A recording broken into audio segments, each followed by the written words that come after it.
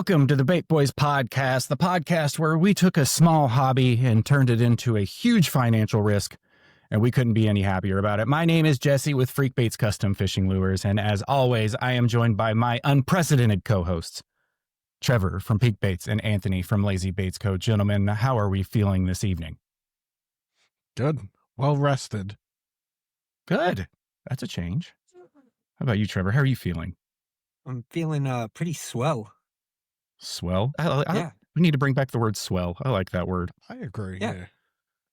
And I'm very excited for our guest this evening. We are joined by Academy Award-winning director Robert Rodriguez from Spy Kids, Shark Boy and Lava Girl, Machete, Sin City. I'm just kidding. And yes, he has heard that joke 1,000 times, if not more. But we are joined by Robert Rodriguez, but from HookdRR Lures, and we are very excited to have this Robert Rodriguez with us tonight. Robert, thank you for taking the time to hang out with us. How are you doing this evening?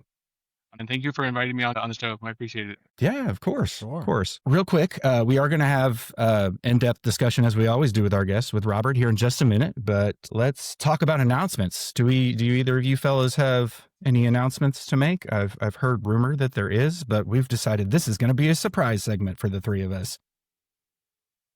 Banana, Which I'm fine with. banana. Oh, wait. Wrong segment. No, not wrong segment. Wrong segment. No Overexcited. cook this week. Let Next week, Batman though. go first on that note. Okay, announcements. Round 5 is over as for the peak catch and win.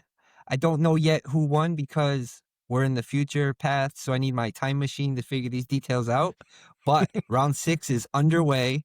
It ends November 28th, Black Friday. Can't forget that, right? So I can. I forget everything. stay tuned and DM me those entries. So I don't know if I won yet. You didn't pick a winner yet. Technically, when this airs, a winner is absolutely picked, notified, posted. But as of Me. this present moment in time, I am unaware. They are unaware, but we're going to hash out the details.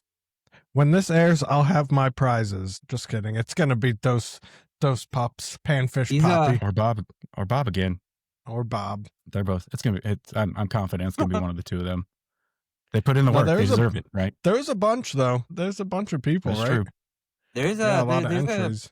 pretty good amount this round, like last round, yeah. That's Cool. awesome. Awesome.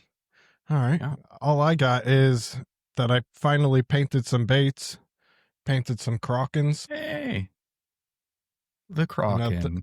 This will probably be the only ones I release for a year because I barely ever get to paint. I'm just gonna go through and show all the colors. This one's yeah. for the They ladies. look really good. No, that one's Siren's for Kiss normal people too. or normal people, but I wanted to do something a little more colorful. These are the colors of my daughter's room, pink and purple. And one Inspiration it's can like a strike anywhere. It does. Isn't that crazy? Like anything can become a color pattern. And you can like still that see the black. You can still see the black paint in my fingernails that I can't get out. Yeah, this one is Massacre. So they're up Those on the look good. website. Thanks, man. That's all I got. It's fun Mhm. to paint those. Well, I don't have much other than to remind everyone and maybe apologize a little bit because as of recording this, our episode 20, was that right? Episode 20 just aired. And my inner aspiring YouTuber got the best of me whenever I was picking the title for that. And we're not stopping the show. We're just taking a little breaky poo to close out season 1. But this is episode 22, so we've got 3 episodes left. The final being the finale. That came out of my mouth. Good job. We did start talking about some plans and things for the finale that we think are going to be pretty cool. So finally talking through that. We have a few other people to talk to before we can get to that point. But stay tuned. We have got, including this episode, 22, 23, 24, 25, 4 episodes left for season 1. And we're going to be taking a month off and then coming back bigger and better than ever for season 2. And boy, howdy, are we all excited about season 2. So don't go anywhere. We will be back.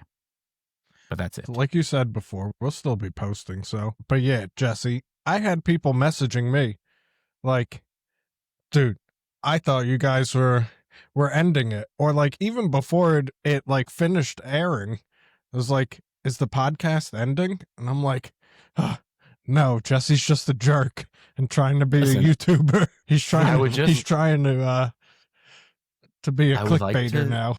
It was good. I liked the joke. It was. In my classy. defense, I didn't lie about anything. No, but we all looked like we were crying in that reel that you posted. And the music was so sad. Well, that was the #1 trending audio, so I had to use it. Was it? But in my defense, I did not say anything that was untrue, because all good things must end, and season 1 has been great. But eventually season 1 had to come to an end. So, I mean, it's not my fault if people read into it. It's your fault. Well, if they let their imaginations run wild and somehow came up with a crazy idea that we are not going to keep doing this until we're older men. Older. Yeah. So I'm a little bit sorry, but I'm not really sorry because I didn't do anything wrong. I hate This to play. is why your wife hits you. Yes. Frequently.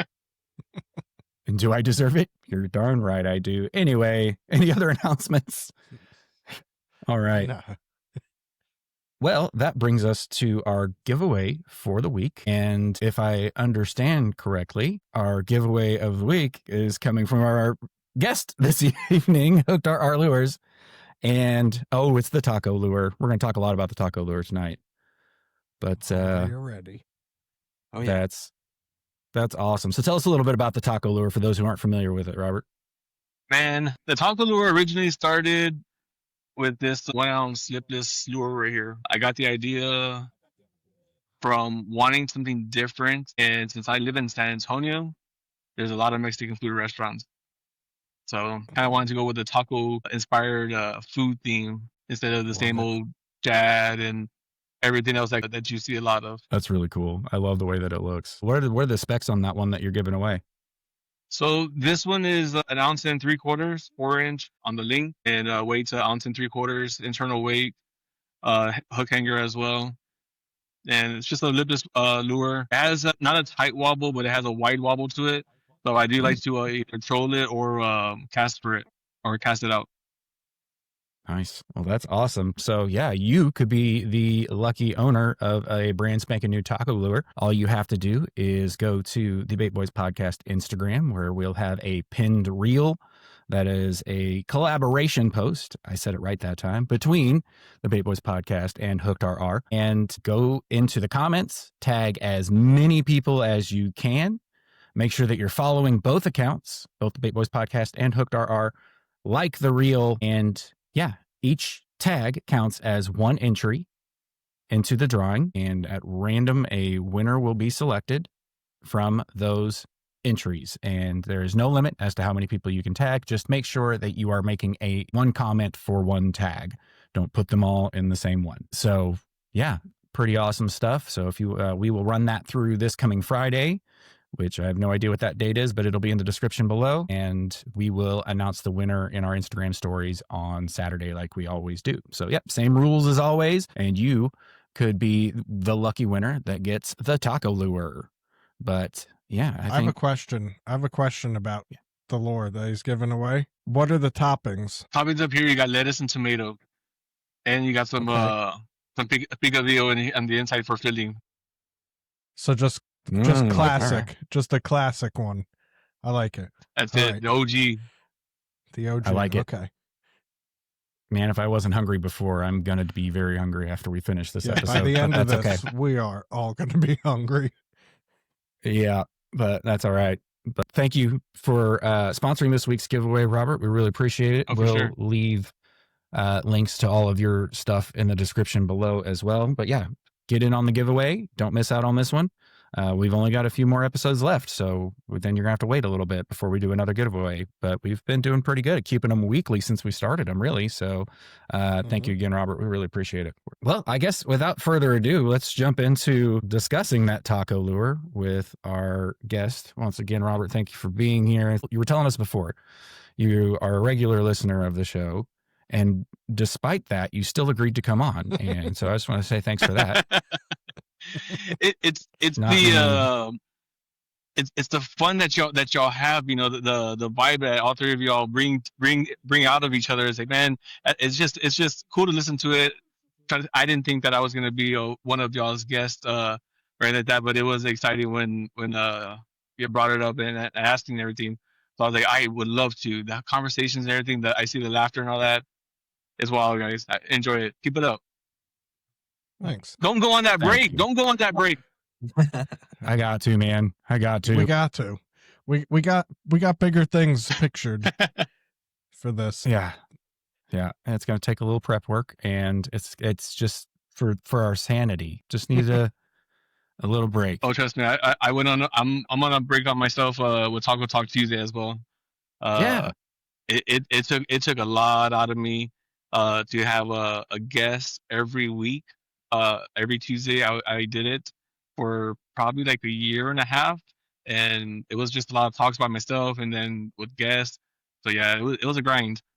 I understand that one. Yeah. Definitely So yeah, is. it's see, now I feel like a wimp because Robert did it for over a year and we've done it for 22 weeks now, and we're like, oh, we man, are wimps. exhausted. Trevor's the only one who's not a wimp. That's fair. Come on. He's like, let's do the podcast every single day. He's got that All time day. machine. He's got time to do it every day. So yeah, it's just a short break though. Don't worry. But speaking of your podcast, let's talk about that a little bit because we haven't mentioned that up till now. So- Yeah, tell us a little bit about Taco Talk Tuesdays.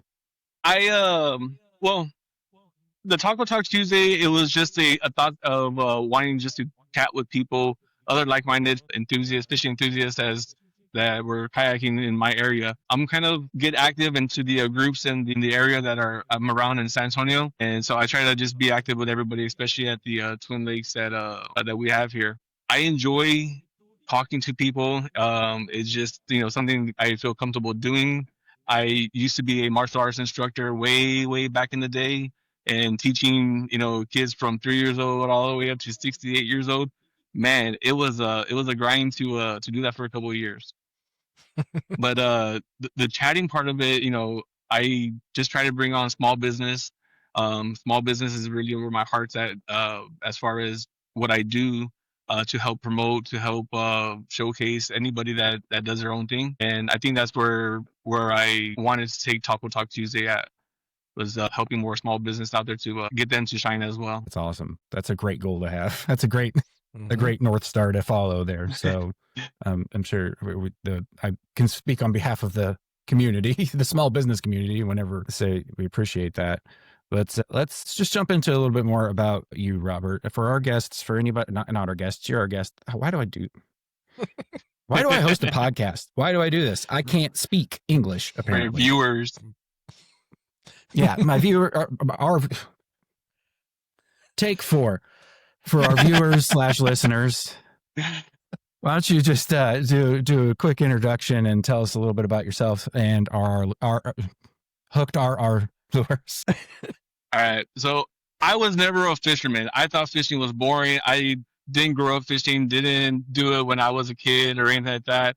It was the most boringest thing that I did when I was a teenager. My buddy tried to take me out. He said, "We're going to go fishing." No, I don't want to do that. I wanted to go hang out with the chicks and, you know, go skateboard and do all of that portion of it. You know, that was what I enjoyed. I was in the thought process, I'm going to be a professional skateboarder and live up to that dream of Bam Margera and Rodney Mullen and all that.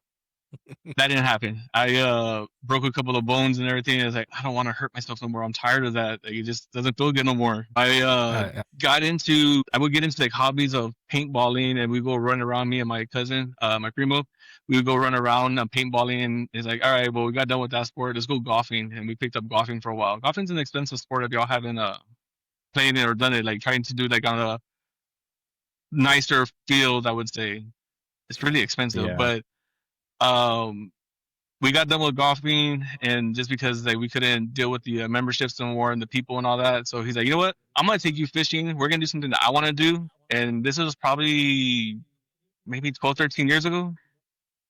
And about 13, 14 years ago, this is I went fishing first time in Rockport, Texas, off of Copano Bay Pier, and had a big old big old piece of blue crab, chunked it out there, kind of saw my line taking off to the side real gently, stepped the hook on it thinking that it was seaweed, and I was fighting a big old 42-inch black drum.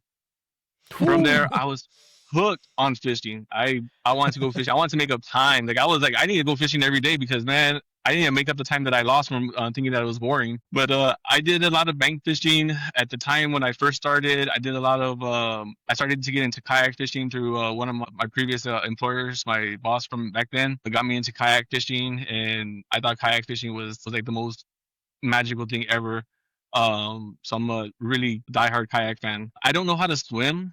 I'm not like you take the life jacket off of me, I'm gonna sink like a rock. I'm gonna panic. I don't know how to relax. You put the life jacket on me, I'm as majestic as a sea cow. I'm cool. I'm all right.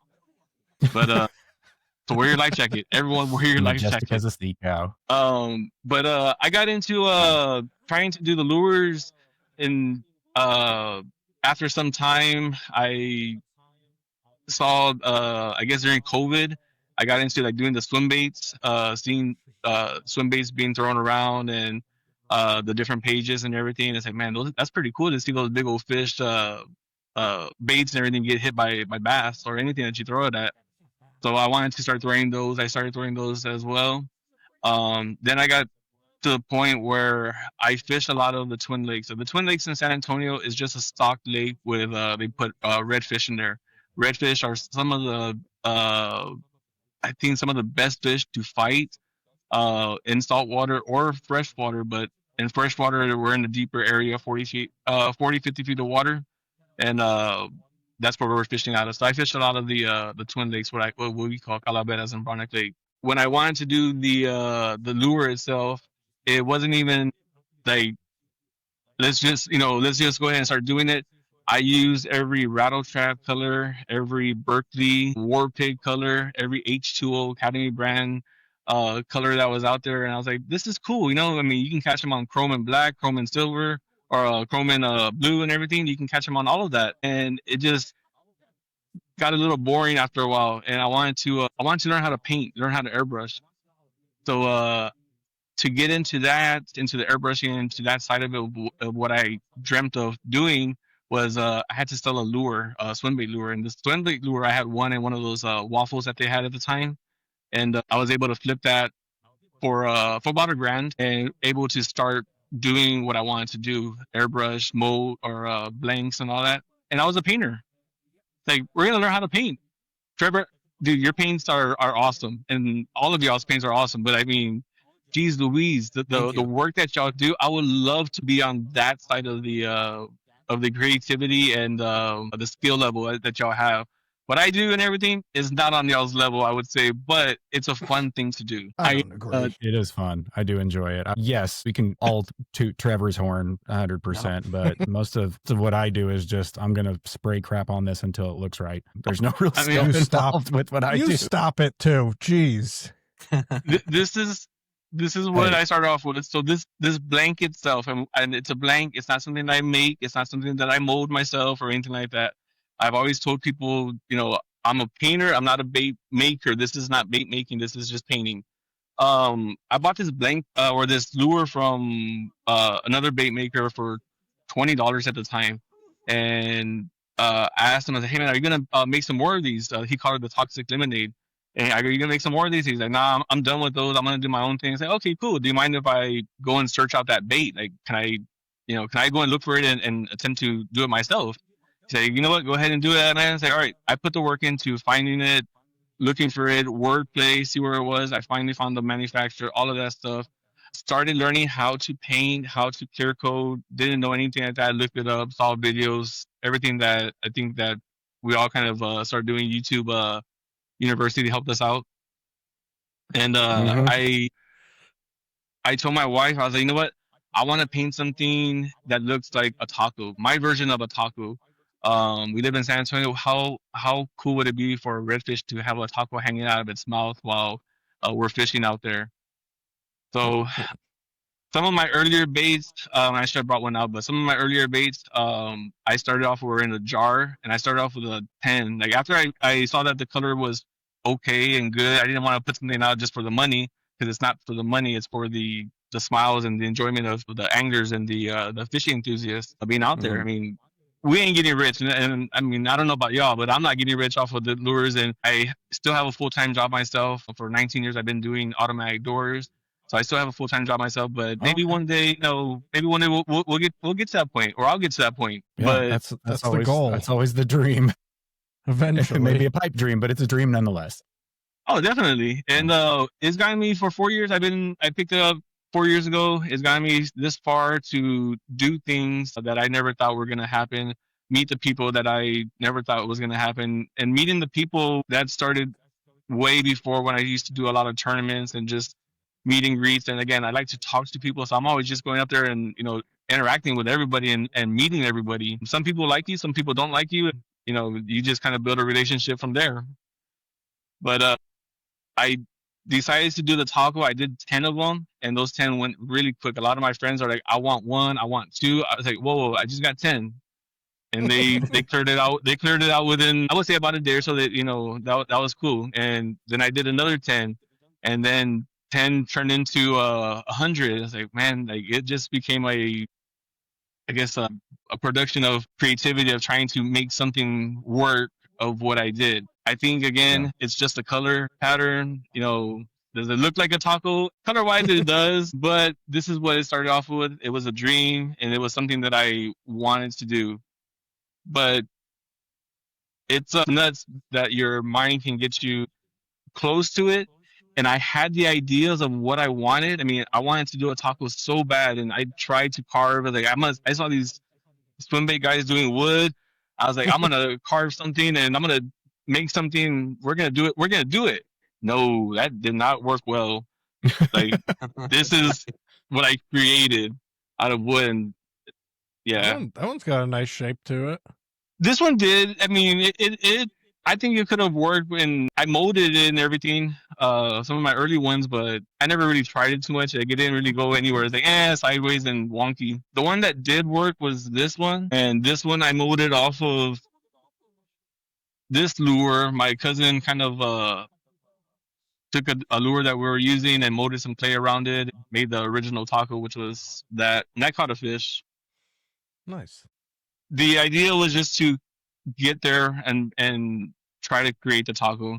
It took me a long time, and I never wanted to build it really fast and let's make a website, let's make all of this, because I didn't want to be that person where I'm here today, gone tomorrow type of thing, where people just get tired of it, and it's kind of just not a cool thing anymore to use. I don't see that happening. I mean, that's everybody loves tacos, and if you like to fish, like it's the perfect pairing, right? I mean, I went as far as marketing to say I use some of the freshest ingredients. When I first came out, with with this one, I would wrap it in foil, and that's how I would serve it in foil. And then I had a friend tell me, he goes, you know what, you should put it in a paper bag and give them that way to people. I was like, you know what, I'm gonna do that. So I would wrap them in foil, put them in a little brown paper bag, just like if you were getting tacos from the drive-thru and everything to go. And that's how I serve it. And I still do that to this day with them. And I'll probably do that with the big one as well. But put a little grease on the bottom of the bag, so it's like real legit. It's a little stained. I used to have I used to work with a scent company that's no longer really around. But I used to work with a scent company that I would get my scent from him, and I would buy these little bottles, and I would say that that's the hot sauce. I would have salsa rojo or verde, and I would put those in the bag, and you had scent on them, so eventually you would see the oil stain and everything. I love that. That's good marketing, my friend. That I would buy it just based off of that, having never seen the bait swim. I think it's fun. I mean, again, nothing to whatever anybody that's a bait maker. We all see that fish go after fish, and everything's a fish pattern, fish look, and all that. I get it. I mean, I see it. I think the outside of the box is like, you know what? Let's do a taco. I mean, I think it's just fun. Yeah. To do it that way. I'm a big wrestling fan. I grew up watching wrestling all the time as a kid and everything. Even got my kids into it, go to the shows and all that. And I always tell my kids, I was like, man, you just have to have a good gimmick. Like, have a good gimmick and do it, have fun with it, believe in what you're doing, and let's see where it takes you. And I think I guess not really the gimmick, but it's just the novelty of it is that you get to fish a taco and catch some fish with it. I would say it's the fun factor. Like, I remember when we first started talking and you told me about it, and it just put such a smile on my face. I'm like, that is incredible. I love that. And just like you said about how cool would it be to have a fish hanging off a taco, that's exactly where my mind went to right away. I'm like, a picture with a fish with a taco in its mouth. That is so awesome. How could you not have fun doing that? And fish will eat anything. Like, why not a taco? Yeah. I mean, we got some more ideas for building baits. Unfortunately, I'm not again the person to do a carving and everything. I'm glad to have met Anthony to help me in that portion of it to get everything the way I envisioned it, wanted, and how it looks. But he's able to put it on the computer side of it. And man, once I saw the look of it, I was like, that's everything that I wanted. That's what I've thought about. I've asked a lot of people for help, willing to pay. And then there's some people that are like, I'll help you, but it's like the price is like way up here. It's like, I couldn't just do that one at the time. But there's some people that are like, I'll help you. And I just felt like I was bugging them at the time. She's like, hey, are we going to do this? Can we do this? And I just couldn't do it. But never anything for free. I want to pay. If you're not doing it full time, I don't know if Anthony, if you're doing it full time, but you do, pretty quick work and great work. Thank you. But doing it. I wish I did it full time, but no. Yeah, we all have day jobs, but yeah. And I saw the plaque behind you there. That's very similar to the ones that are behind Anthony. Yeah, let's talk about that collaboration a little bit on the new taco lure. Or new. Mine's up there. I don't know which way to move my finger. That's weird. Everybody here, along with many people out there, have worked with Anthony for the very reason that you talked about. He's very helpful. He's very good at it. He's very quick with it. Thank you. If only he could be that good at finding sponsors. I can't be good at everything. Can't be good at everything. Yeah. You know what? Sponsor hunting is it's a chore, man. That's a grind because you got to get shut down a lot of times before people say yes. I used to host tournaments for a group called TKFSA, Texas Pack Fishermen San Antonio, and again, it's that thing that I like to talk to people. So I'm like, you know what? I'll help do this, and let's run it. And hunting down sponsors, man, that was. I would ask. Some people would tell me no, and I was cool with that. Some people would just ghost me. I was like, well, just tell me something. And then the people that were saying yes are like, well, what am I going to get in return? I said, well, I hope that they go and buy more of your things and your supplies. To get off topic from your question, Jesse, but with the sponsor, I like that. I like his transition to the sponsor and defending myself. I also want sponsors that are, for one, not psychotic. Come on, dude. He's still in the garage. Leave him alone. What's his name again? Lenny. How can you forget Lenny Gutbucket? Anyway, sorry. I try every day to forget him. But me too. Like, we could get sponsors that are products we probably have never used, which is not, I don't think, what any of us want. Like, I want sponsors that are products that we know work, or companies that we know have good service that they can offer, because we're not doing this for the money. So if we're going to have sponsors, they better be providing something good to our viewers. And I agree. I think we got that lined up. I think we got it. I was just going to say, not to ruin the illusion for anybody that thinks that any of these sponsors have been real. Oh, well, some of them, the real ones have been real, but the most of them have not been real, obviously. We just, Anthony's good at doing it, and we like throwing it in there for entertainment value. But I will say, without getting into too much detail, because you want to keep it a surprise, when it comes to sponsors, Anthony has really come through here recently. We'll just say that and leave it at that. Hang on, Lenny's screaming. Well, don't make me. I'm trying to say something nice about you because people legitimately think that I hate you, and I don't. I love Anthony.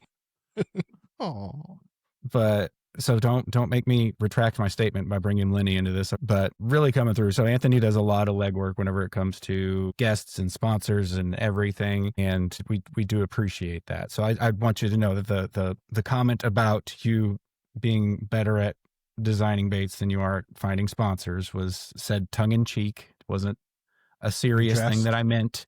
Everybody, I don't hate Anthony. I don't think he's worthless. I've never actually Why hit do I him. have these? Why do I have these it. bruises on my back then? I don't live anywhere near That Anthony. witness, I that couldn't wit. hit him if I wanted to. Yeah, it's true. It's not Anyway. even worth the effort to get here to hit me. The time you get here, you'll be like, now I'm even more pissed. Yeah, it's like what, from Missouri to Pennsylvania, it's a 16 hour drive. No, man, I'm not gonna do that just to rough somebody up. If I mean, I drive that far to kill you, but not. Wait, FBI, Yeah. FBI, you listening? You in there? Trevor, say no. It was a joke. So, but it's just jokes, people. We're trying to keep it fun and lighthearted. Anyway, we got way off topic there, but yeah, Anthony's good at sponsors. Good stuff. And good at making baits and helping other people design their baits. Hey, look at me bringing it back full circle. So yeah, we've all worked with Anthony in that capacity, and like many people out there as well. And he's very good at what he does. He's not very pretty. He's It's at least smart sometimes. Great to give them the idea, and then some pictures and everything, and then kind of it go from there. Because even the current design that I have, changed it up after, man, it's probably been about 4 or 5 months from the original one, and I changed it up already. Where like, all right, I want to do this instead, and let's try this. Made it happen, and that bait mode should be here tomorrow. So I can't wait. Excited about that. Yeah, I'm glad you find the process to be fun. I enjoy it also, like, because what you sent me, it might have been one of the lures you showed already, but I think it was painted. But you sent me the pictures from all the angles. Yeah. And then we went from there, like you had some design work done already, but basically what I went off of was that picture. And then we just chatted back and forth like, well, I want this changed and this. I want some more cheese and an onion over here. No, he didn't ask for cheese or an onion.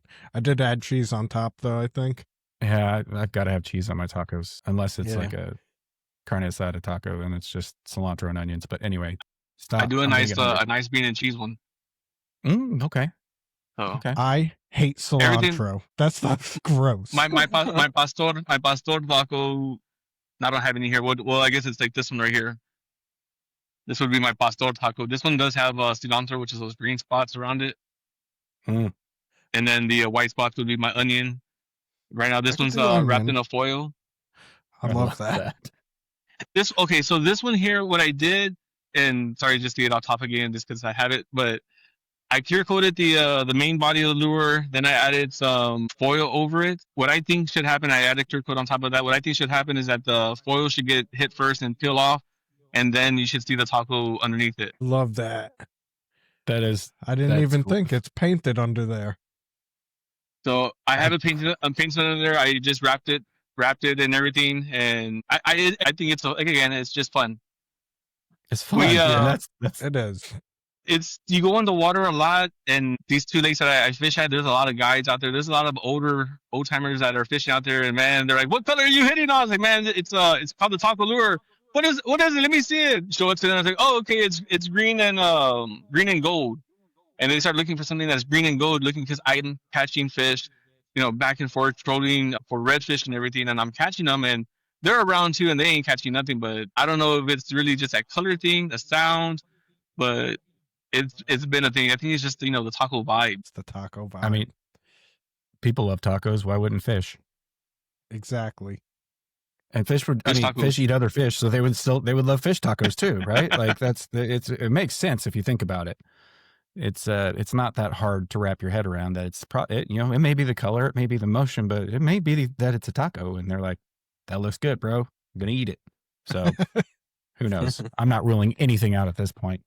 You could catch me with a taco. Yeah, Throw me one at too. me with a hook. It doesn't You're even have to be a reeling me good one. in. It could be a Taco Bell taco. You're going to catch me. Like, Yeah, I don't discriminate. 100%, especially around noon. Yeah, I mean, I'll try a taco from anywhere. You know, Taco Bell is good, but man, you go around. If you ever come to San Antonio, y'all let me know, and I'll get y'all on some good Mexican food, and we'll get on some kayak fishing. I wish that we had met earlier because I was in San Antonio in May. Really? I was in San Antonio in May. I wish that now I know if I ever go back to San Antonio, I know who I'm calling for good tacos and good fishing. So Yep. that's now I want to clarify something that you said earlier. You said you're not a bait maker, you're a painter, but Okay, I so would disagree, but I'll let you make your case first. This year originally, what I did is I painted a bunch of these. I painted all different colors, different colors and styles. Different styles, or not styles, but different just colors and everything. And I called them something different. This one I call fondue, you know, just the sweetbread, Mexican sweetbread. And I made everything as far as having a menu, having all that fun stuff and everything. And people would tell me, "Oh man, you make these baits." It's like, no, I don't make the baits. Like I buy a blank, I put the hooks, I assemble it together and everything, and I paint it. That's what I do. But they're like, "No, you make a bait." It's like, I mean, when you tell other bait makers like yourselves that pour the resin, make the hook hangers, did all of that, that's bait making. In my eyes, I think that's the bait making side of it. But I couldn't do the I guess have the title saying that I make baits when I really just paint them. Now, yes, doing this, doing the I think we'll show this posted. Doing the what I call the lazy taco, the big lippers. You know, doing these, I can say that I make a bait now because that's all hand. I've messed up on so many of them already that it's stuck. You're wasting product. I mean, it gets okay. So you sorry, go ahead.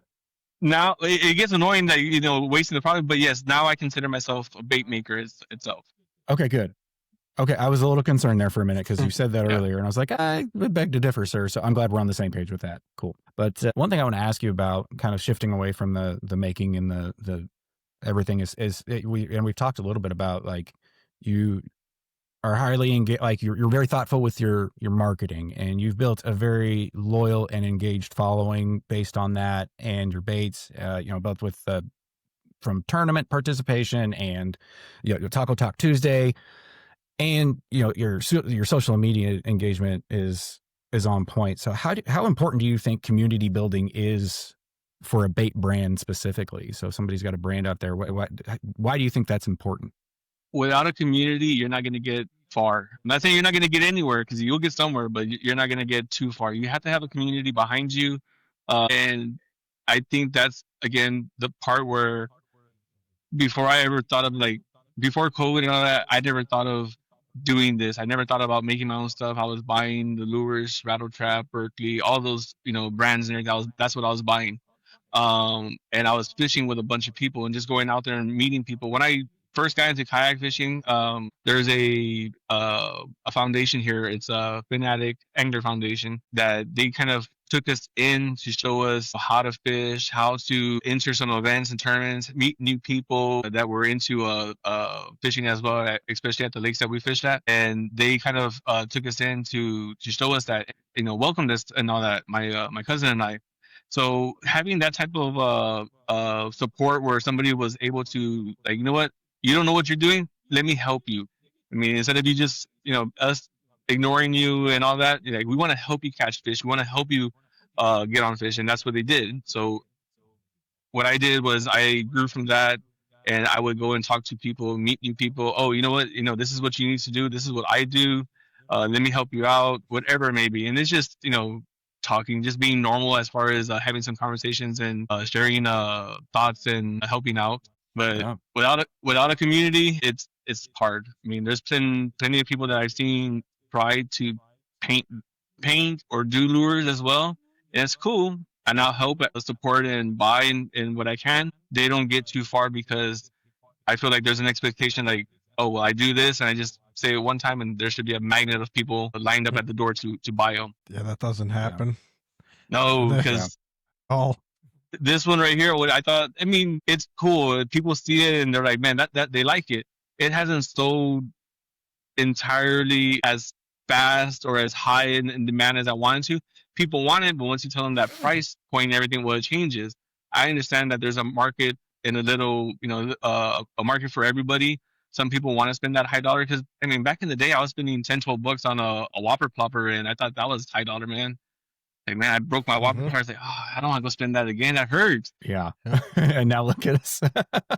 Oh, I lost $117 bait. I busted off at the Twin Lakes off of a redfish. I didn't retie, so if y'all ever go out and fishing, make sure y'all just cut off a couple of inches or whatever, burn off a few inches and retie. Make that a regular thing. But yeah, I had a I had a deep diver, an elude deep diver that I was using, and was wrestling with a fish with it, a redfish, and then he busted me off and took off with it. So I was like, heartbroken, man.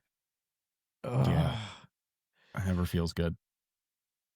See, But it's a story. It's the story that you can tell and talk to and tell about it and have people laughing about you because you spend a grip load of money for something like that to get busted off with. yeah, it's worth the story sometimes. If you can catch it on film, it's even better. Well, film is good. I would agree with that.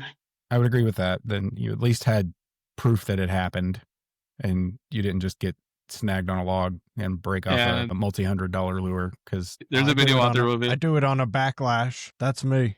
No action. Dude, casting. Snap. I've done that before, and I've done it, and I can tell you where the trees are at. I mean, I'm good at finding them. I didn't even know that there was a tree around that corner, and then I get hung up. But yeah. Well, maybe you should invest in some scuba gear and go back and get it might be worth it to get some of those back, right? Well, I am. Whoever else got snagged on tree. Goes back into the swing part. I mean, I can sink like a rock, so I think scuba might be in my my next adventures. There you go. That sounds fun. Yeah, and the swimming's not a problem because you got the big flippers, and that fixes everything, and you don't have to worry about drowning because you got an air tank. As long as you can get back up within like an hour. You don't even need to swim. Don't you just like release some air and sink down and then like come back up? Yeah, just I think equip it's a your little more swim bladder. Yeah, and then you walk when you're down there. He doesn't even have to swim. Yeah, That's how that works. I don't know. I've never scuba dived. You so just I walk. I like it. Look. All I can think about is that scene in Pirates of the Caribbean whenever they walk into the water and they're just walking along the bottom. Yeah.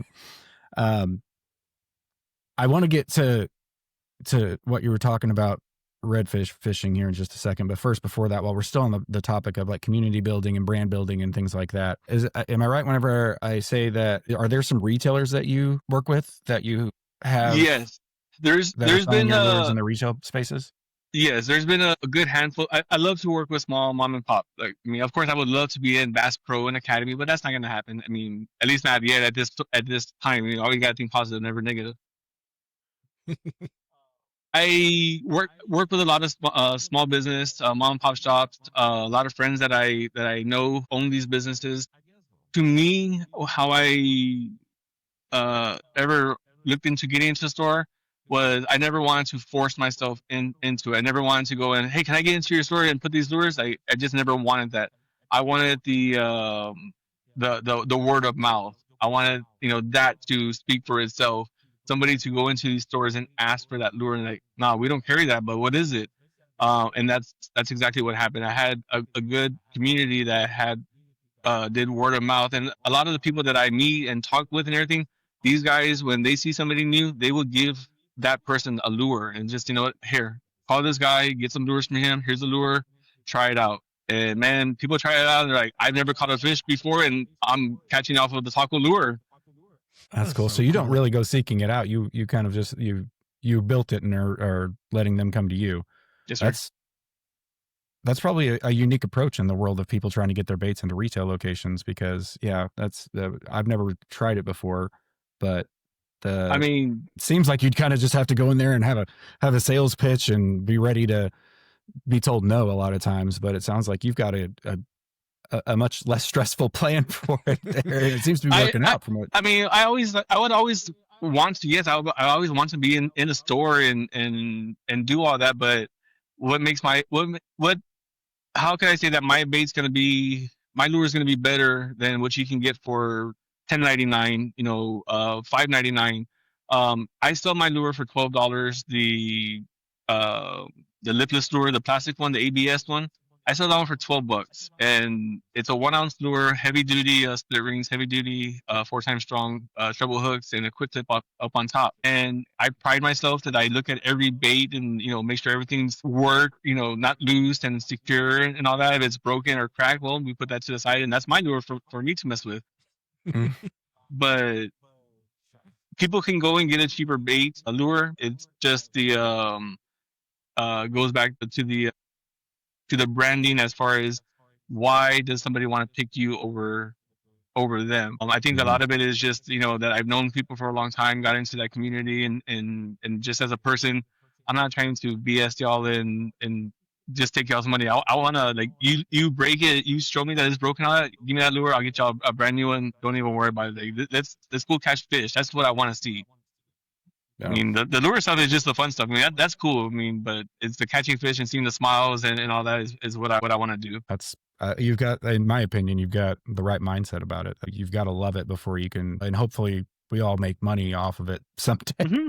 Well, and I explain to people, like, I have to be able to make something off of this because I'm giving my time, my labor from it, my time from my family and everything to do this, which I can just say, you know what, we're not going to do this no more. I'm going to spend all my time. But I've been able to kind of balance it out and have a good market in the area for where I'm at, where word of mouth helps me get into these stores. And I always try to push these stores. I give the store a wholesale, and so it only I guess as far as business wise, it makes sense that I keep all the sales myself and not be in the store. But I want to be able to work with the stores because I think, again, small business is what matters and makes the world go around, and makes myself, y'all, have a drive to want to continue to do something and have a purpose to get somewhere. Full-time job, I love my full-time job. Been doing it for 19 years, but man, I mean, who doesn't want to just say, like, I build bait, I design bait, the tattooing, that is just it's fun in itself. I mean, as far as being able to be work on your own, be your own boss. Yeah, Trevor's the only one that's reached that point at this point. My wife's been doing it for 13, 14, maybe 15 years.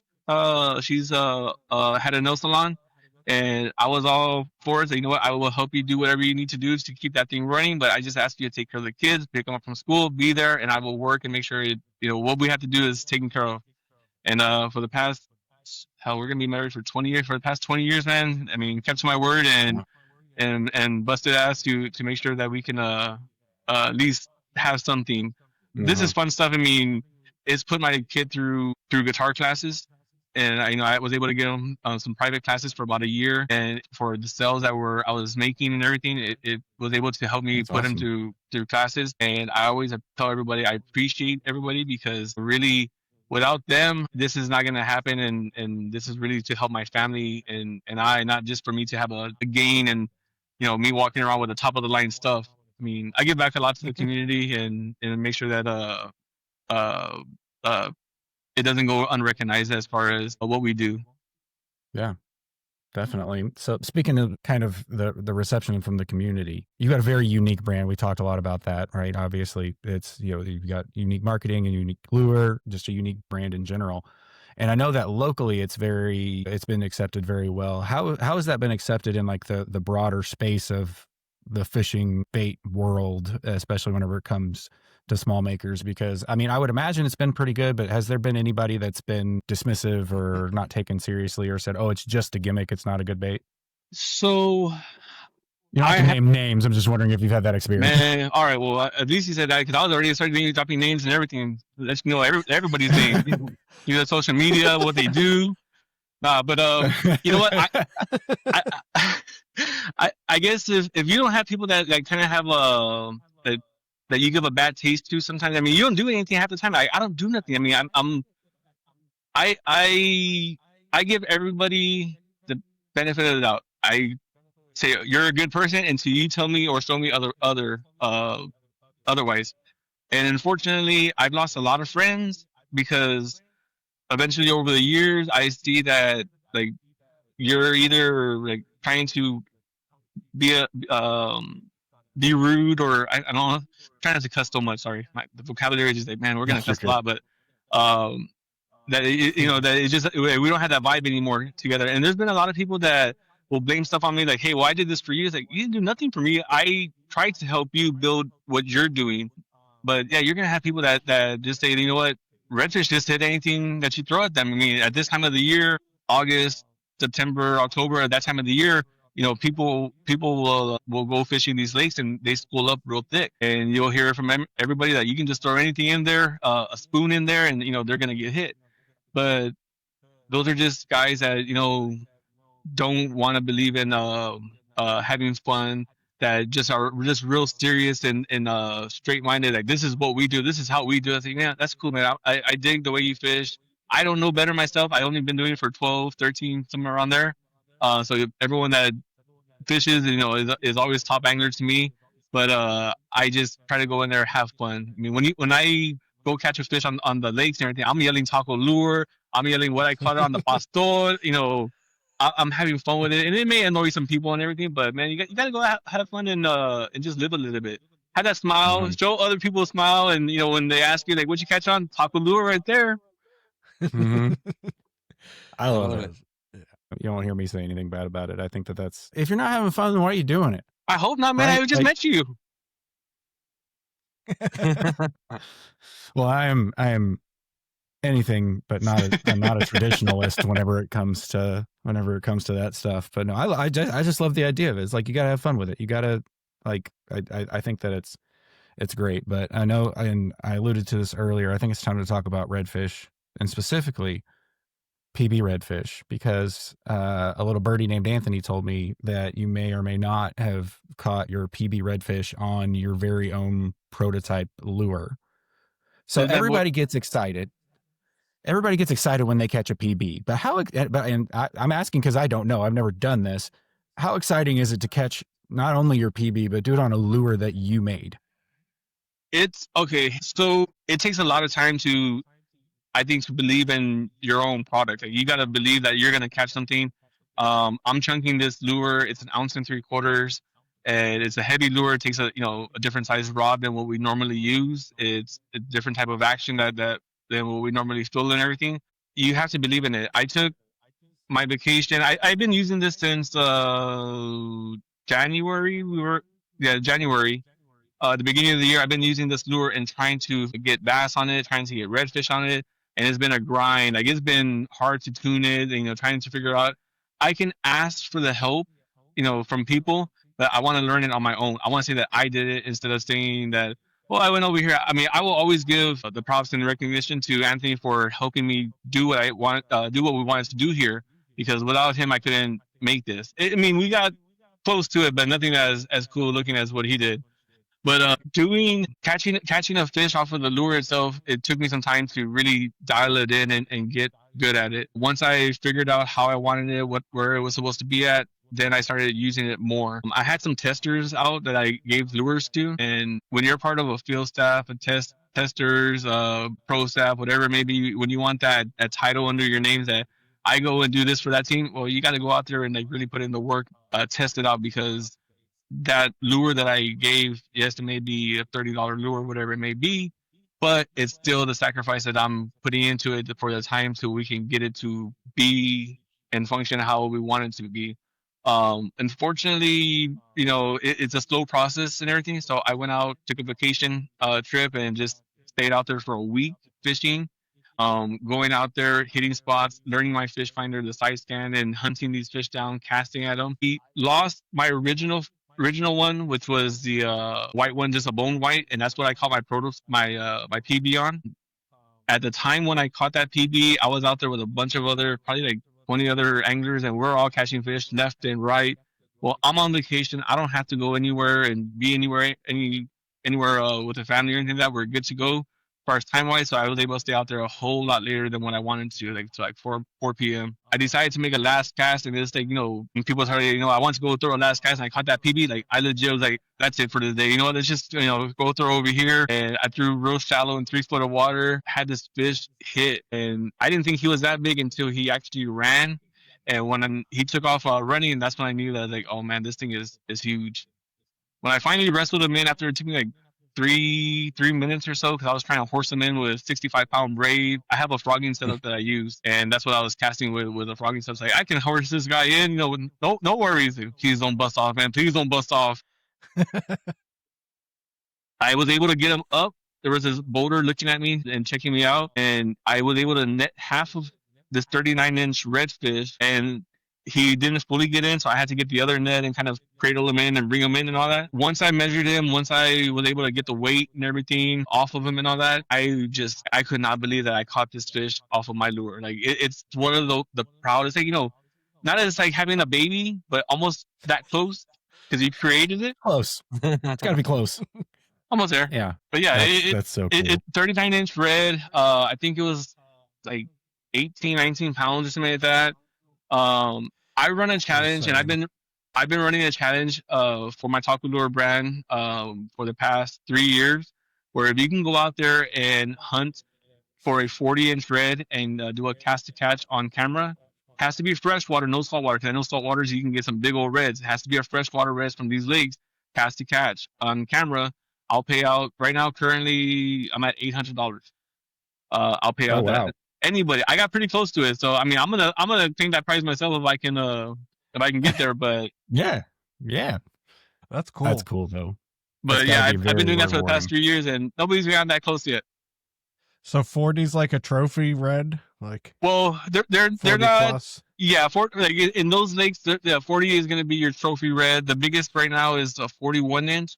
There was last 2 weeks there was a 42 and a half inch caught, but the guy released it and let it go. He never took it to go get weighed and verified and everything, and he would be the lake record right now, but he let it go.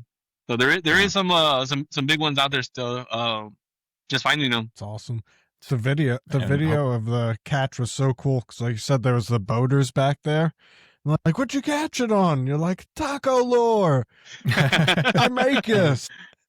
I mean, cool. That's I think that is the exciting part. And then when you have other anglers using your lure and you hear them, telling other people taco lure, it's like, oh man, that's cool. Yeah, it's awesome. Yeah, well, that's something I think we all hope for one day, catching our PB. Well, Anthony recently did that too, didn't he?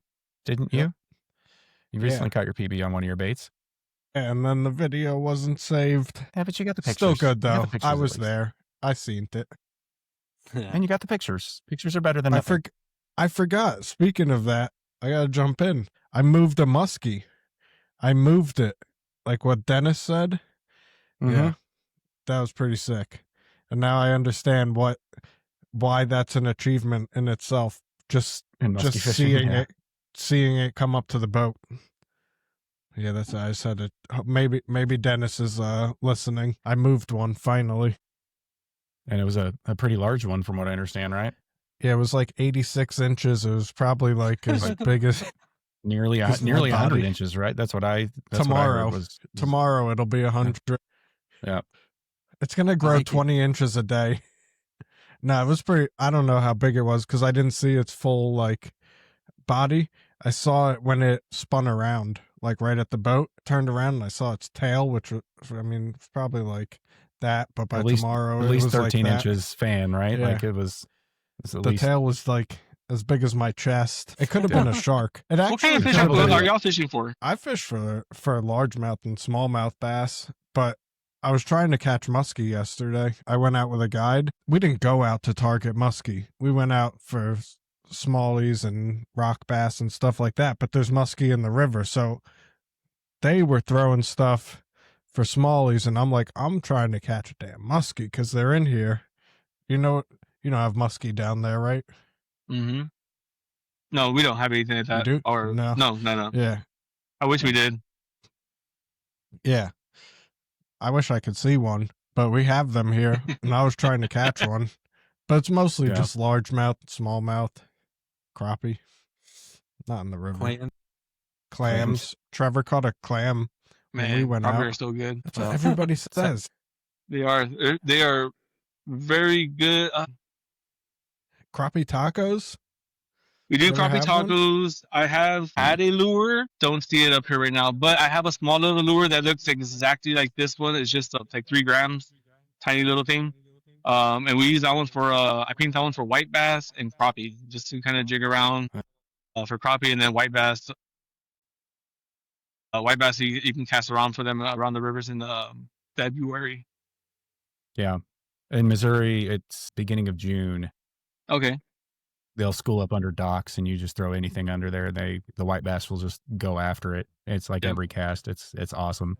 And white bass are good to eat. I don't care what anybody says. You just got to cut that red meat out, and it's perfect. It's almost as good as crappie. So my family and I, we're not big. Like we don't eat. I fish a lot, but I don't eat a lot of fish. I don't bring home redfish from these lakes or anything like that. Nothing that's wrong with it. It's just that it's not my preference of fish. But we do eat white bass, crappie. As far as freshwater, and then saltwater is redfish from saltwater, and then a sea trout, speckled trout. And we'll get some flounders. If I can get some flounders, we'll enjoy some flounder too as well. But trout is pretty much our go-to for some mango ceviche. That sounds good. You like ceviche, Anthony? Trevor? I like anything, especially it doesn't Spanish really matter. food. Let's just give me it. Yeah. No, in Missouri we do a lot of that largemouth, smallmouth, and then crappie and white bass. There's a couple of lakes with walleye in them, but they're not real easy to catch. But yeah, I love crappie fishing and white bass. Like they all hang out in the same spot around here, so it's you might get one, you might get the other. So I'm never disappointed. My buddy does that. My buddy does that all the time. He's fishing. He's a crappie fisherman by heart. He's fishing for crappie, and then he pulls out some big old bass that just hits a crappie jig. Yeah. Well, you guys have huge crappie down there. Like some of those lakes have monster crappie in them. They do. What average size are you looking at in your area, like for crappie? So as far as me, I mean, I'll catch whatever I can. But my buddy, when he goes out and fishes, I think he's roughly like around like 2 pounds or so. The biggest that he's seen or that's been caught is about a 3-pounder from Lake Fork. So about the same it's around here. Well, yeah, Lake Fork. Mm-hmm. I hear that's great. It's a great crappie lake. Yeah, it's great about the same around here. 2 pounds. 2 pounds is a big one. Yeah, 2 pounds is a big one. 3 pounds is monster size. Like that's a once in a lifetime fish around here. But cool. I'm just curious if I'm ever in the area. I like to crappie fish too, so trying to get the intel. I will get you linked up with anybody. I am like the matchmaker of when it comes to fishing. If you don't have a fishing partner, I will get you hooked up with somebody. I mean, I'll make a couple of phone calls, see who's available, and get you linked up and all that. Anywhere in the from Austin down to Brownsville, I can get you linked up with somebody. Heck yeah, man. I'm gonna remember that. You're not lying to me. It's the talking and just going out there and meeting. I've traveled all over the place, and for what I do for work is I travel a lot. So I kind of just tend to like always on social media, just chatting away with everybody. And they're like, "Why are you on the online so much?" For work, what I do, I just travel and I go work on doors. I get done, then I travel back around. So it's not like I have a lot of downtime. Well, it's working for you. So cool. All right. Well, Robert, we are going to jump into what we now call the trivia round and ask you a couple questions. If you've listened to the show, which I know you have, then you probably know what these questions are going to be, but we ask them to every guest that comes on the show. We even circled back with Victor on one of them because we didn't ask him the first time because we were only asking one question at that time whenever he came on.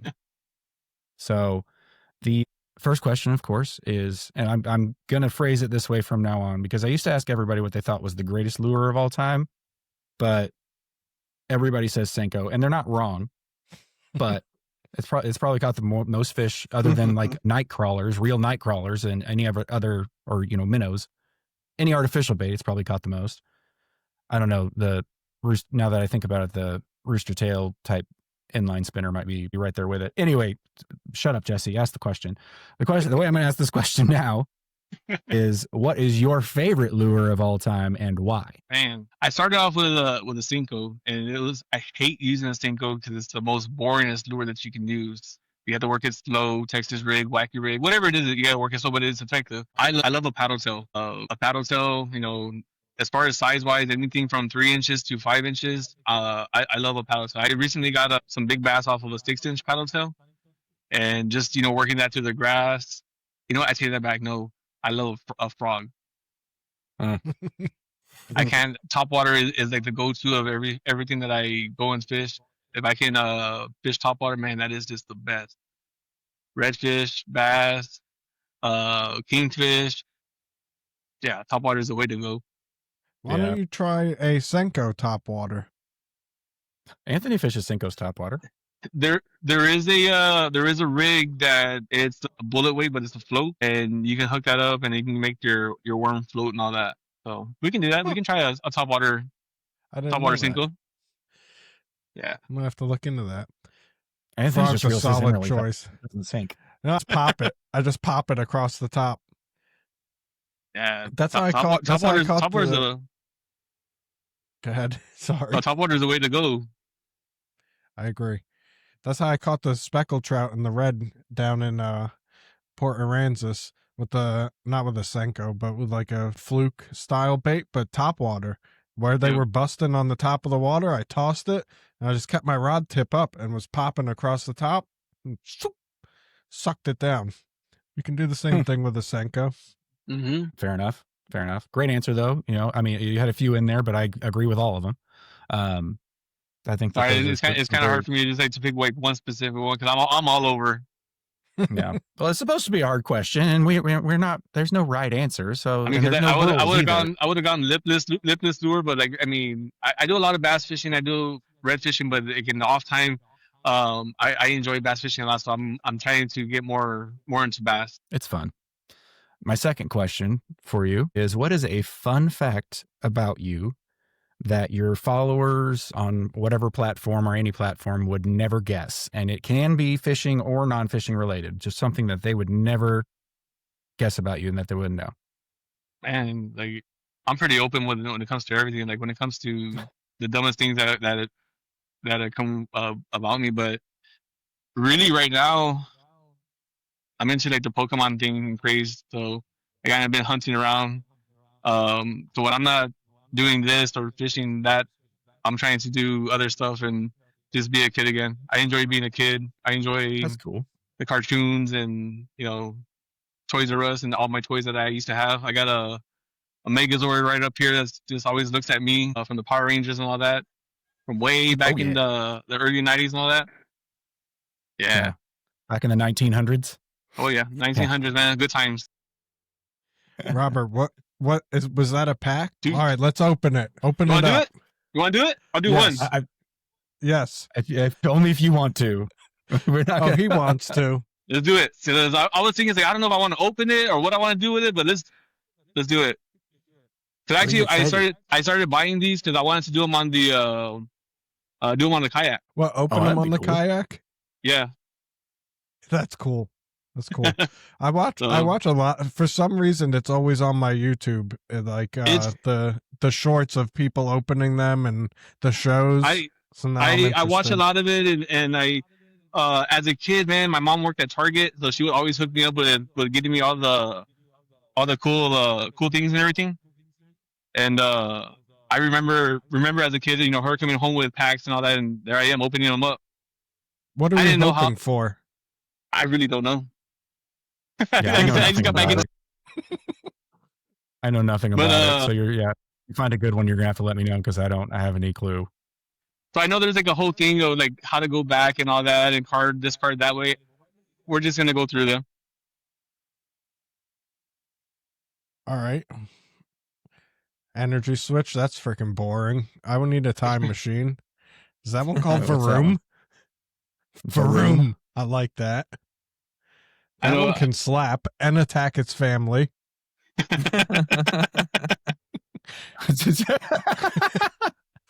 Family attack. Moonblast. Yeah, all the Pollen Pokemon. shot? I think that's it. That's the hype one. That's the holographic one. I think so. That's the hype one. The pollen. Well, not the shot. hype one, but as far as like that's like the main one in there. Or I like the family attack one. I like the crab's cool. I like that one. What, the green that is one? it. The leaf. So I guess the you would love these two right here. I guess they are. I'll have to look into them. Opening all these early like these cards and all that, I have no idea. I just see it and I was like, that's pretty cool. I'll get into it again. it gives me something to kind of get away from everyday life. I don't recognize any of those Pokemon, and I played Pokemon a lot when I was younger, so they must have all new ones. Oh yeah, well that's like Magikarp is the one that I recognize the most. I recognize that one. Yeah. Yeah, I I even actually- recognize that one, and I never played it. Wait, I designed a lure that looks like that and never released it with Zach Finds Fish. This was like a year ago. I should probably do that. He's super into Yeah, Pokemon and stuff like that. he too. used to do the videos opening them. Yeah, I have a design that looks like a Magikarp with the fins that move and everything. And I just never did anything past designing it, Yeah, you which have is to my work that one MO. out. Gonna have to turn break it that one into back a out. taco lure. Yeah, definitely. And, well, I will say, Robert, you would love my local tackle shop. My local, it's owned by two dudes about my age, so I can't say it's mom and pop, but because it's a tackle store and they also sell Pokemon cards. Nice. I mean, good for them. I'm no judgment. I don't know why. I'm assuming they were just into both, but I recently drove by there and they got a sign out that says now selling Pokemon cards. I'm like, oh, okay. So apparently the world's crossed over more than I thought they would. Yeah, it's Seriously, a big old thing, man. I mean, it's huge right now. I got invited from a friend to go to a card convention, Pokemon type of thing, like those conventions that you're seeing all over TikTok and YouTube and all that. Yeah, he invited me to go to one of those. He showed me his collection. It's about like $300,000 worth of cards. Like, dude, have you ever seen a Charizard worth $14,000? I mean, I'm looking at it, I'm like why? So again, I'm trying to figure out the whole thing of it. But I enjoy the kid portion of it, opening up the pack. What did I get? I have no idea. I just wanted to open up the pack. Look how fun it was. It was Yeah. great. I had a blast. I got one more, but that one we're gonna save for the kayak. Save it. Yeah, Yeah, say that for the won't, kayak. I won't ask you to open all of your bags. But thank you for Yeah, being willing that to was open cool. one. And that's a first. That's a first on the Bait Boys podcast. We've never had a pack of Hey man, I'm helping you out Pokemon. for the clickbait. Okay, so you two that away. yeah. Pokemon Yeah. Pokemon open on podcast. Yeah, our first ever Pokemon opening. I like We'll have to work on the title, but we'll figure something out. Awesome. Well, Robert, is there anything new or exciting coming out from HookdRR or that you would like our viewers and listeners to be on the lookout for? I almost called them guests again.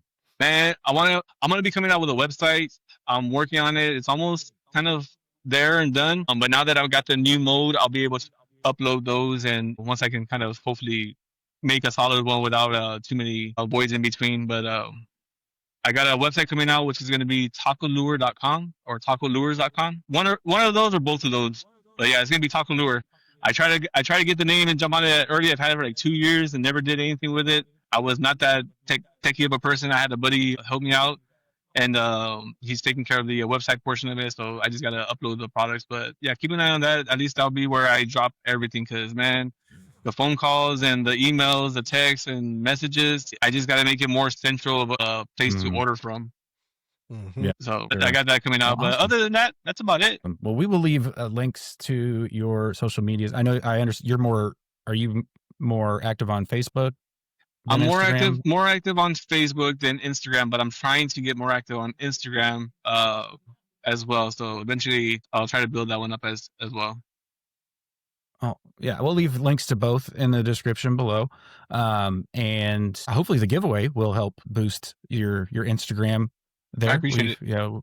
We'll contribute however we can. Yep. But When they thanks. 2 taco lures, I'll get y'all taken care of with those 2, and the winner from there, just let me know. Yeah, Appreciate it. absolutely. Awesome. Yeah. Thank you.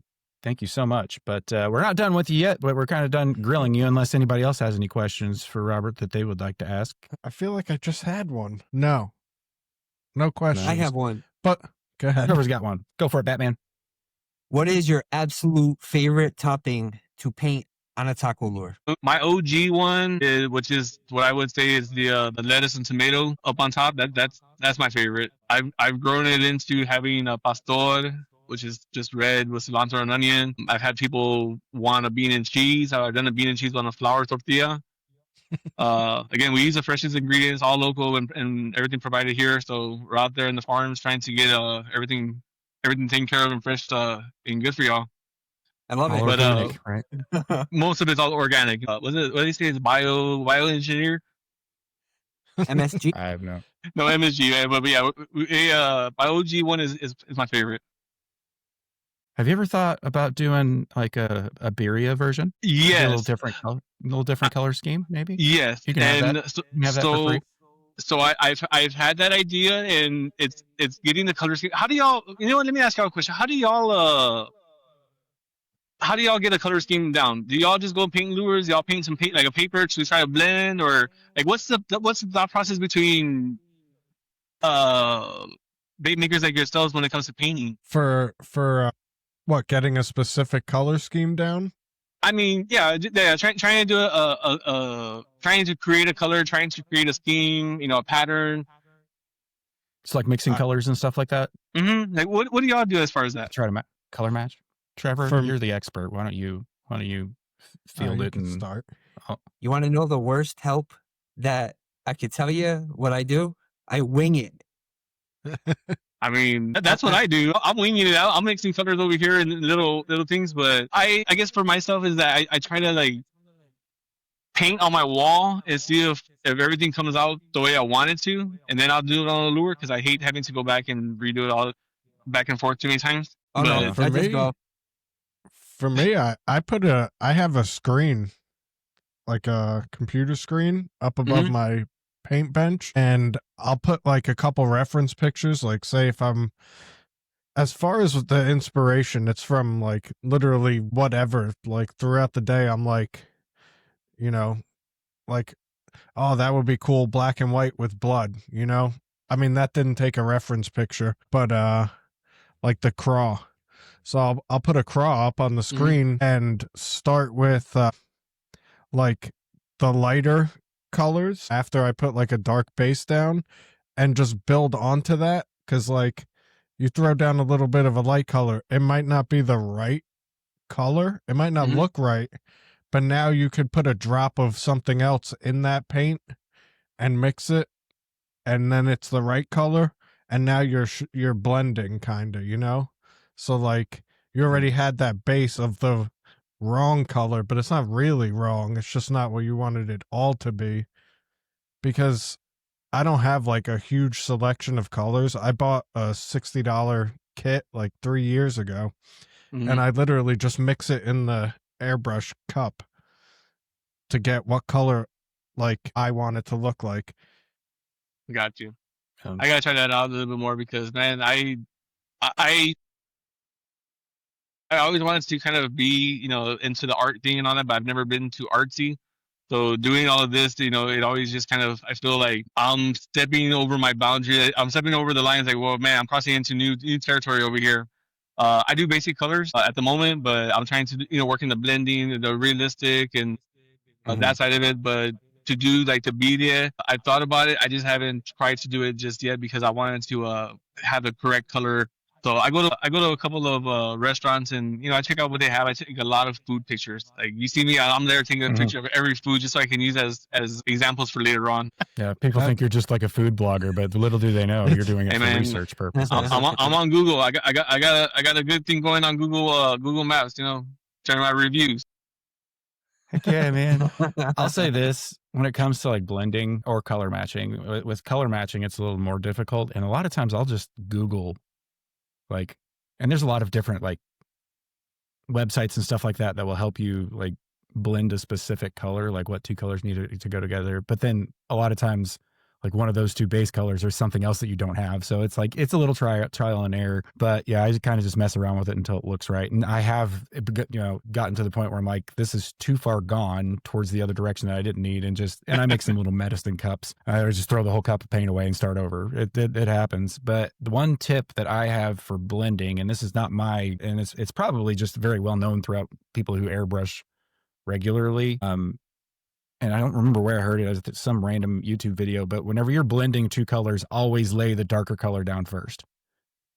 Always, it will blend. And that's been my experience, is if you're trying to blend, even if it's like similar colors, you're doing a dark red to a light red, lay the dark red down first, and then spray over it with the light red in order to get that blend to work better, because it'll be too harsh if you put the light color down first and lay the dark color over it. Because a little of that dark color, it's easier for the dark color to show through the light color than vice versa, if that makes sense. So that blend line is going to be a lot smoother and a lot cleaner whenever it comes to trying to like match two colors up, even if they're, and I've had it work for stuff that's like two colors that should never blend together. And I'm gonna have to try that. Usually works out pretty well. Yeah. It's just what I wish I could remember who I could give credit for that to, because it wasn't my idea, but it's you lay the dark color down first and then blend over the light color. Gotcha. You know what's wild? I've always been taught, whether it's tattooing, painting, drawing, light to dark. You know what I mean? Mm-hmm. I've never pushed the envelope and gone dark to light. But I don't know that I would change your tattoo approach at this point, but you may try it on a bait. It works for me. I don't think you could do it in tattooing, because you put the dark down and then go over it with the light. Well, now you're just jamming light into dark, which is already like it's a little different medium. But I've never heard that technique either, but it makes sense. And I'm like Trev right now, kind of like, I'm going to have to try that. I'm going to find a victim, client. Bait. Me, you could try it on me. We got a couple spots left on this arm. Let's fill it in. All right, well, this one's just black and I need to get a couple of over here touched up and everything. I got you. Cool. You know what I do want? I do want to get a taco, my taco logo.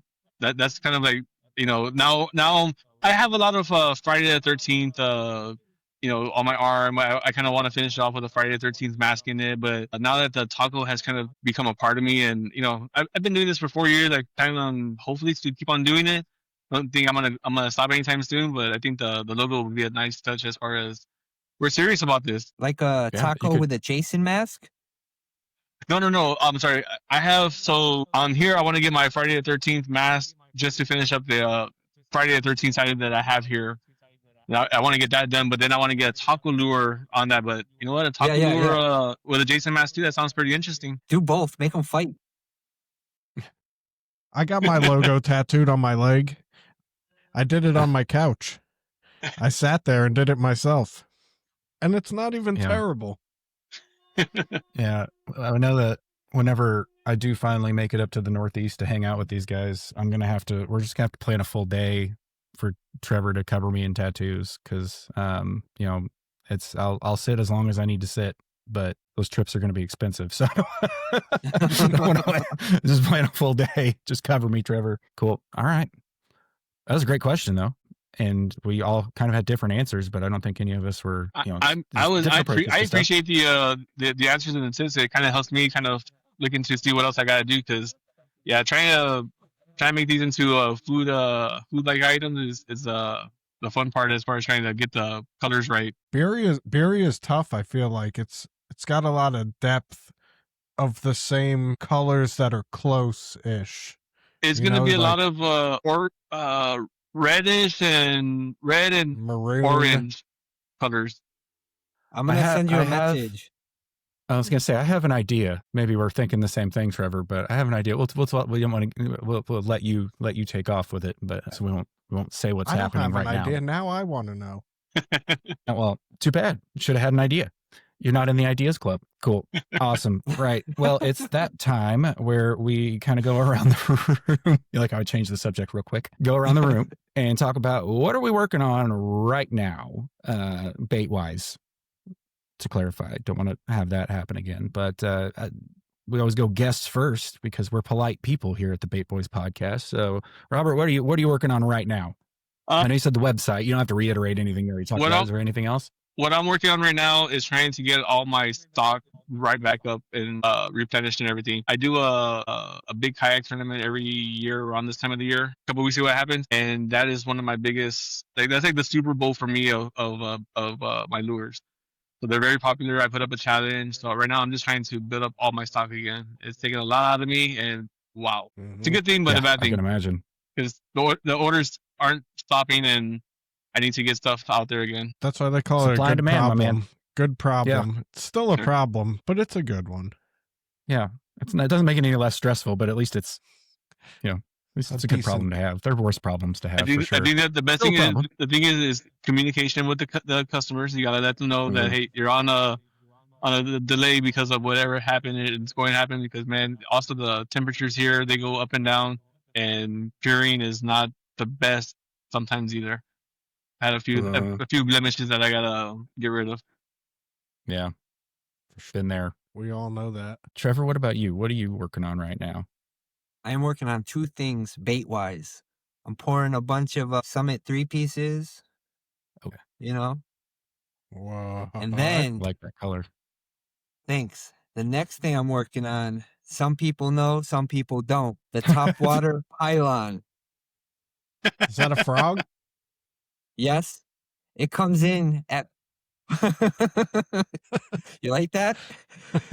I do have an action video coming. Unfortunately, I can't cast it. I have to throw it just for now. Yeah, you know what I mean? You gotta do what you gotta do. Don't get Send a hooked. shark rod. Send them my way. I'll catch something with that. I got you. I believe it. It comes in at a whopping 4 feet, 6,800 grams. And if you watched 2 episodes ago, you'll know that his very first potential customer is a very famous name in the fishing industry, Mm-hmm. the Almighty Gary. Man, that was a great cook, Trev. That was a great cook. Thank you. I'm very Well, excited for he the next lost one. his bait, so he needs a Yeah. new one. I've got him. He needs Got him imagine that. covered. You lost to Senko. And his buddy couldn't even believe it. Who was that? Bill Dance? Hey, you lost it. What? You lost this thing? Yeah. I'm gonna have to get a new one. Anyway, yeah. Go if you don't know what we're talking about, go back and watch episode 20, and don't get too worried in the beginning. I've already clarified that. Yeah. Anthony, what are you working on right now? Just molds for people. A bunch of baits I need to get. Man, I'm getting stressed thinking about it. There's like 4 different sorry. baits I gotta make molds for, and one of my printers Yeah. just crapped out. But But it's still glowing. I'm not So you only have mad at 7 it. left? It's still glowing. Yeah, I got. You can work around it when they got dead spots like that. You just print another spots just put it in a on different spot. But no, the screen will be here Sunday. But it put in work for a $400 investment. I mean, eventually, you got to fix it, something on it. So I'm not mad at it. But yeah, that's what I'm working on. Some people got some tight deadlines for their baits because certain fish only come certain times a year. Mm. Where'd Robert go? He got tired of me. He's like, he said, That's but he's all still right. here, right? It still shows him. Robert, can you still hear us? Robert. What are we talking about? Yeah, that's what Anthony's been working on. Jesse, what are you I working kind of on? don't want to talk about what I'm working on because I'm working on the same thing I've been working on for months. But it's good. We're in a good spot. That mini glide is, and actually the first 2 people to fish with it other than me are in this very podcast. Anthony and Trevor both got theirs this week, and they've both already caught fish on them. I caught 3 on video. I still got to get you the other 2 videos, but you nailed it on that bait, dude. All your hard work. It was worth it for me, the hard work you put in. I'm glad. That makes it worth it for me too. No, it is Makes a it worth really it for me fun too. bait, and it looks amazing. I was Thank you. showing the guys on the trip yesterday, and they were like, "Damn, that thing is nice." Just the paintwork on it, and like, so cool. Well, thank you. The one guy kept going, "That has such nice action. That has such nice action." I'm like, "It does, doesn't it?" That's what I was going for, so that's good to hear. And it worked good in the current. Did it? Good. So that was the Mhm. one thing I had not been able to test because I don't have anywhere to do that around here. So I'm glad you were able to do that. So it does work good in the current. Yeah, Sweet. it performs exactly the same. I fished it the same way in my lake as I did in the river, and it still had the nice glide to it. Nice, you could really get it chopping fast, and it wasn't going crazy. So yeah, it did good in the. I mean, it wasn't a ton of current. Like it's But not like current we were in nonetheless. rapids, but Well, yes. yeah, but you probably shouldn't be fishing a glide bait in rapids anyway, or maybe you should. I don't know anything about it. Me neither. But yeah, Trevor, can I tell the people what we've been working on? Sure. So, as we've talked about before, Trevor is opening up a storefront inside of adjacent to his tattoo shop. So, Peak Baits is going to have a physical location. And I just finished pouring 10 of the mini glides that I'm going to paint up. A few of them are going to have a Peak Baits exclusive colorway that they're all going to Trevor. And that will be the first opportunity to buy one of the Probe mini glides. It will be in person at the Peak Bait shop because they will not drop online until after that. Nice. Very cool. So pretty exciting. Very. It's awesome. exciting. And I appreciate Trevor for giving me the opportunity. It's my first retail spot too. So Mine too. so I'm super excited about that. I've got them all poured and you gotta see, this is why I stick to wood.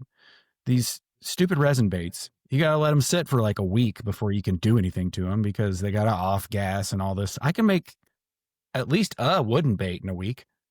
But That's because the tree did all the work for you. Well, yeah, exactly. But yeah, I got into resin baits because I was told it would be faster, and it is not. You gotta wait forever. I'm an impatient person, guys. You gotta understand me. It's not easy for me to wait a week between steps.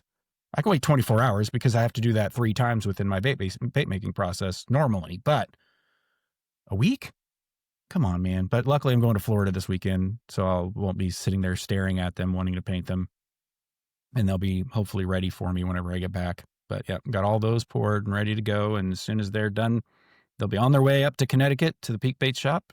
And that'll be the first place they're available. But that's what I've been working on. What's the color? Or undecided yet? For the It's For the exclusive. no, but you tell them. No, it's your color. You tell them.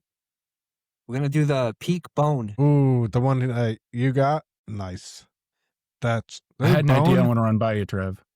Huh? For that, I had an idea I want to run by you on that Peak Bone. Okay. What if we add a little blood to it? Add the blood. Add the blood. All right. I deal with blood a We don't have lot. to. We can keep it peak bone, or it could be peak bone and blood, or blood and bone. I like it. Think about it. Bloody bone. Think about it. We don't have to fake figure I it got out some right now. ideas that aren't YouTube okay, so we'll talk amongst us in the chat. Fair enough. But yeah, exclusive Peak Baits color. That would be the only place that you'll be able to get that colorway is at the Peak Baits shop in New Britain, Connecticut. So if you're in the area, stop by. But it's Yeah, and gonna then I can show you some good spots to fish if you're not watching my cooks. he knows the scoop. He knows the area very well. Very well. And Gary. And Gary, if Gary's around, maybe you'll get to meet fishing legend or lure bait making legend. Is he a fishing? I don't know. Gary Yamamoto. He may or may not be there. He's got a sweet little trick with some mono where he turns his little finesse hook weedless.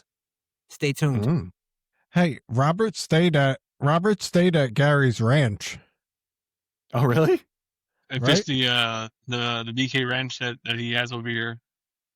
So you That's know. cool. So you know about the trick for the weedless finesse hook with the mono stuff. Braid line? How it's go in and twitch and all that. Yeah. But yeah, He knows what I'm talking about. I don't, but I'm I glad don't somebody either. does. That's good. Good stuff. We're gonna Love drop it. the description below. if you ever get a chance, go check out the ranch. You can go fish like 5 or 6 ponds and stay there. And they're private waters, private ponds that he has. Is Some nice Gary healthy bass there? and bluegill. We just didn't. wanna meet So Gary. when we went, this was during what we call snowbit for us because it snowed and it was during COVID. So Nope. it was our snowbit over here. But we didn't get to see Gary at the time because his actual hotel living quarters were closed down because of the freeze. Damn it. Us Texans aren't good with the freeze. Texans in their harsh winters. No, I get I it. deal with When that you're warm not- weather when all you're the not- time, but when you bring a little bit of snow, heck no, man. I don't even know how to drive in the snow. I learned to drive in the snow, so that's that's okay. And I'm not that far away. Well, I guess that's more south than the part of Texas I'm close to. But anyway, it doesn't matter. I'm getting off topic. Let's wrap this thing up with our question of the week. If you have a question that you would like us to answer on a future episode of the Bait Boys podcast, leave it in the comments below. Whether you're on YouTube or Spotify, we will see it either way. And who knows, maybe your question will be answered on a future episode. And we will carry whatever questions we have over into season 2. So don't think that, just because we have 4 episodes left, 3 after this, 3 after this one, that your question won't get in. It's not like the list goes anywhere after season 1 ends. We'll still have the list and we'll still need those questions. So drop those in the comments below. But this week's question comes from our friend Skunk Beer, who is also Jim on YouTube, right? Shout out Jim. Probably Shout out, Jim. What up, Jim? In the live chat or the live premiere chat right now. So thanks Hi, for being here, Jim. /Skunk Beer. And Skunk Beer asks, I love this question so much. Would you guys still fish if when you hooked up, you could hear the fish start yelling and it was just screaming the entire time until you put it back in the water? This is a very different question than we've had previously.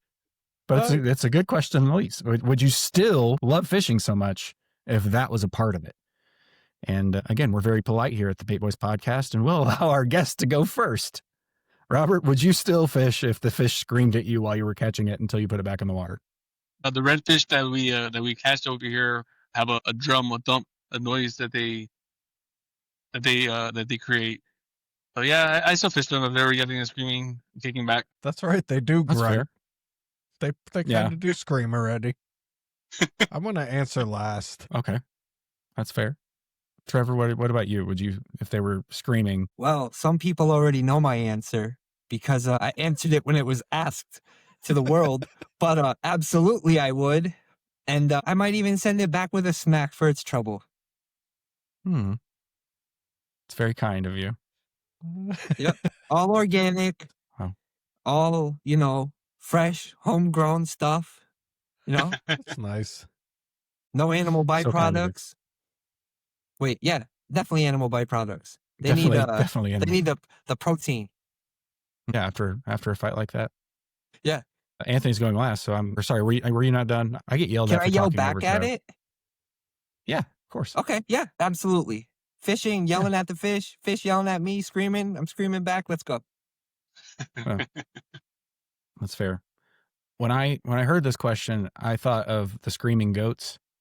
Like that specifical. God, I just make up words on the fly now, apparently. I'm going to have my own language before we're done with this thing. But specifically, I think about the screaming goats, and that's the noise that I hear when I think about this question. And so what do they sound like? I would have to, I can't do it. My voice doesn't go that high. Man. I'll put it in here. I can do that because I do the editing. Here it is again. Here it is with Anthony's face. Man, I just gave myself a lot of work. Anyway, I hope it goes bah! Yeah, something like that. Thanks, Robert. You saved Jesse an hour of editing.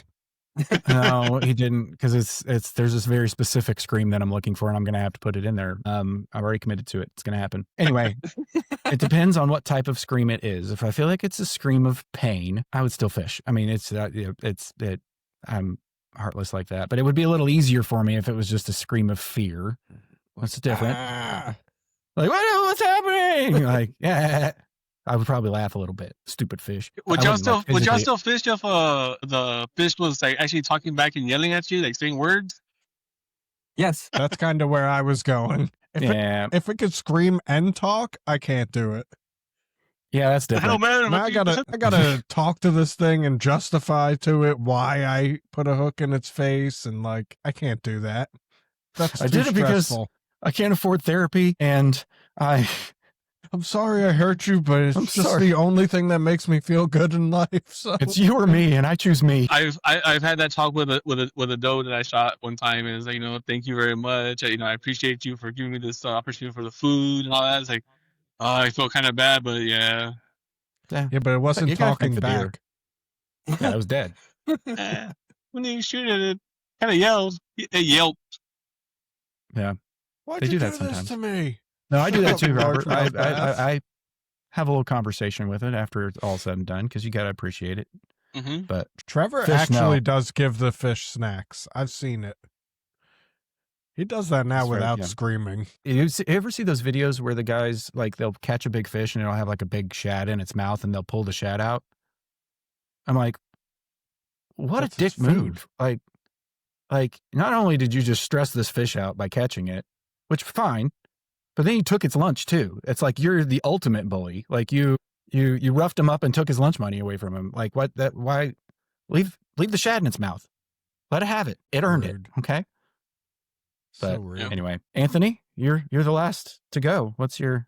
Oh, I thought I kind of answered it. If it could talk and scream, like it was screaming words, hell no. I can't do it.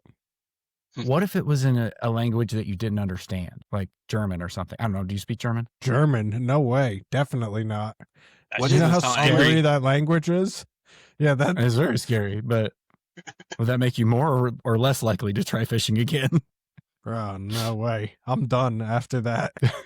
Like the 9! Leben Schlemen! 9! Hook and mountain! Sorry to all of our German listeners, but the it's all the I'm sure language there's is a lot of them. intimidating. Hey, if there's anything that we're good at here It's at the offending. Bait Boys podcast, it's offending an entire group of people. In this case, an entire country. Yeah. So it would come down to the type of scream. Like if it was just like like that's okay. I could deal with that. And I'll just be like, oh, my bad. And I'll throw it back. But if it was like, why'd you do that? Then I'm like, oh gosh, I gotta like now what do I do? It's talking to me. Like, no. But whose fault is No. it really, man? I mean, he's the one that bit the hook and the artificial bait. Mine. It's my fault. I put it there. I have a question. I tricked it. So, That way he learned. What's your question, Trevor? all right. So, how does the fish sound out of water the way we would sound underwater? So, would I understand it like clear? Would it be like muffled? And then I would have to be underwater to understand it clear. Jim, if you're watching with us right now, give Trevor Yeah. his answer. Give Trevor his answer, because it's a valid Are we- question. I don't want to think that hard about it though, so I'm gonna just. Do we have underwater ears or do they have above water voice, basically? Yeah. Okay. Jim? Valid question. Jim, hit us up. But that was your question of the week. Again, if you want to leave a question for us to answer in a future episode, put it down in the comments below. But gentlemen, that wraps up episode 22 of the Awesome. Bait Boys podcast, counting down to episode 25 of season 1. Robert, thank you again so much for being here and for sponsoring this week's giveaway. We just really appreciate your time and you being willing to hang out with us despite knowing what we do here. Thank you for that. And man, But- thank y'all very much. I really appreciate it. Thank you for the invite and for having me on. It was definitely a good chat, fun chat. Of course. Agreed. Anthony, were you going to say something? Didn't want to cut you off. I was just saying, of course. He's Oh, welcome. okay. Sorry. Yeah, you are welcome, and you're welcome anytime. And yeah, make sure that you are following HookdRR on all of the social media and whatnots that we put in the description below. All that information will be down there. Make sure you're following Robert and keeping up to date on the taco lure and the website and everything that he has in store coming up in the future. But yeah, thank you guys. It's been a lot of fun. And Sure. thank you, viewer/listener, for sticking through with us to the end. As always, we will see you next time.